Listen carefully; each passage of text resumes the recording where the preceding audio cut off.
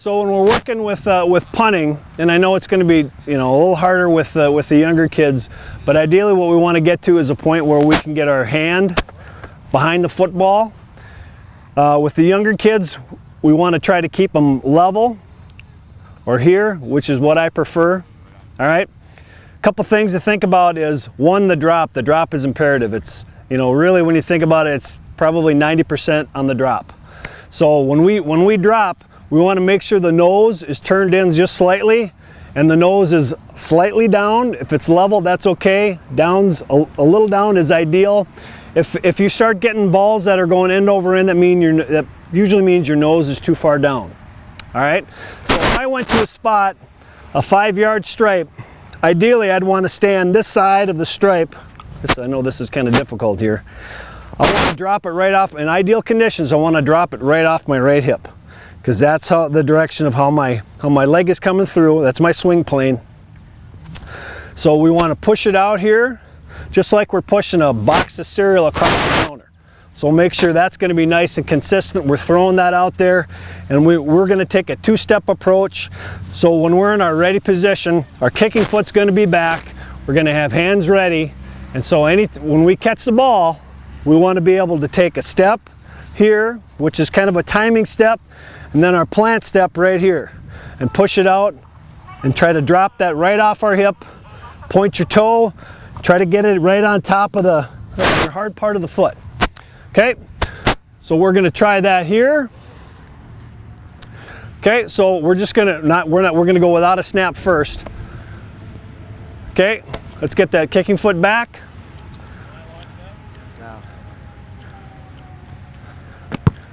And push it out. Okay, go ahead, Ben.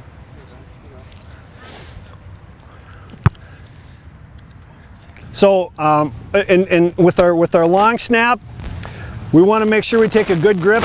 I like taking a grip that's almost like we're going to throw it. You know, we want to make sure our right hand is cocked, our snapping hand is cocked. What we're going to do with our non-throwing hand is he's placing his middle finger right down the middle seam. And he's always gonna use his legs. So it's almost like he's putting his butt cheeks up against the wall. Legs are imperative. Make sure you're snapping that ball, keeping your butt down, and your weight is displaced from the balls of your feet to your heels.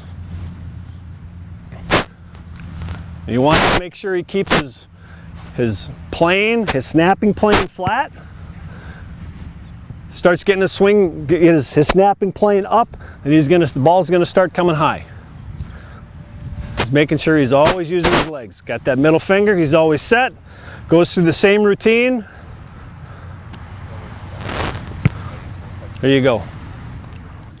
All right, so when we're doing kickoffs, we wanna make sure we're not too far to the point where we get tired before we kick.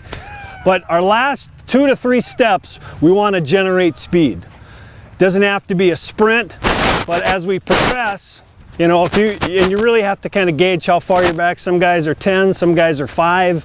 We want to be at a decent angle where we can turn our hips.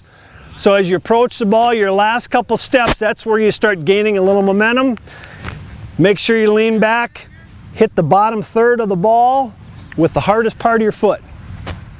And make sure when we follow through, we get through the ball.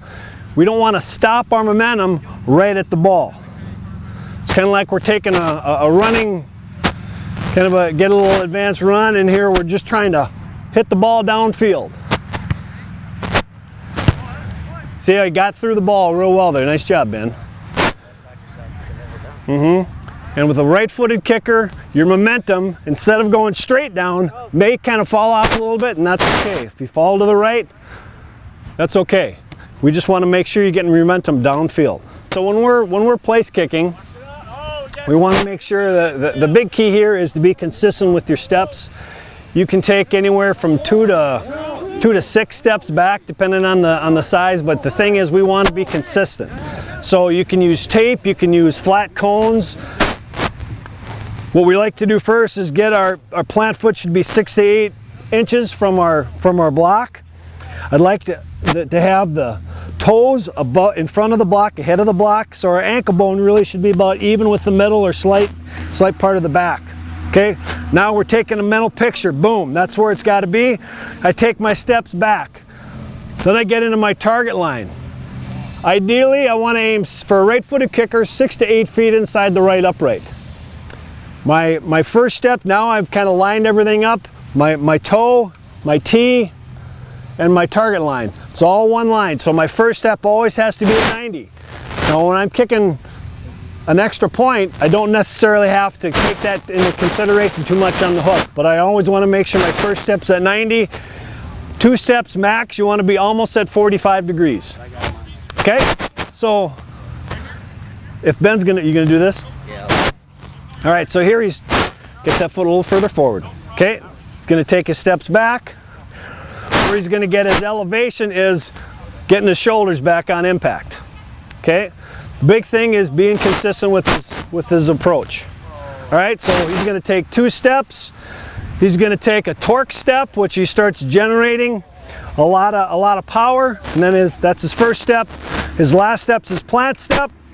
Same thing with the kickoff. You want to make sure on impact you get through the ball. If you stop, if you don't follow through, you put a lot of damage, a lot of strain on that quadricep. Let's go ahead and walk through it.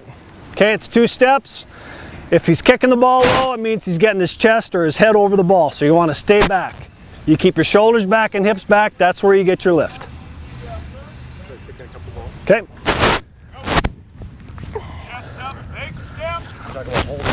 Okay, so ideally, we want to tilt the ball toward us and slightly forward.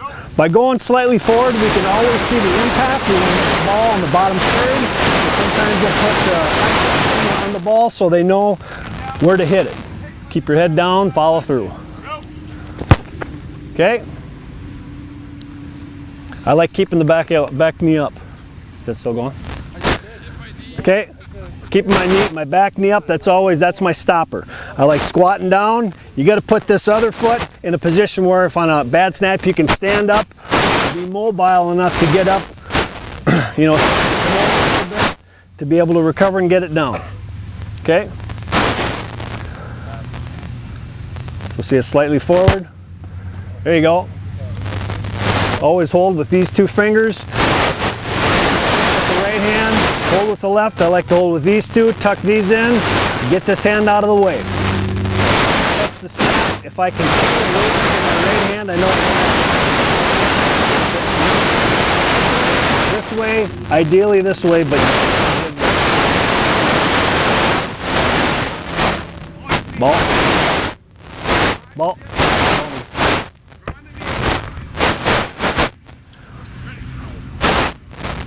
So get through. So ideally when we get to this point, we're always going to look at the kicker, make sure he's ready. Give me a nod. One thing to remember, keep your head down or follow through the ball. Head down.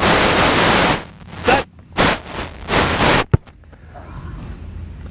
So what the kicker's watching, this is his trigger. This is the trigger. As soon as these fingers come off to receive the snap, that's when he's coming. So I can bring my hand up, catch a snap and get it down, and throw that elbow on the inside of my knee and get it to the position where I need to have it when he kicks.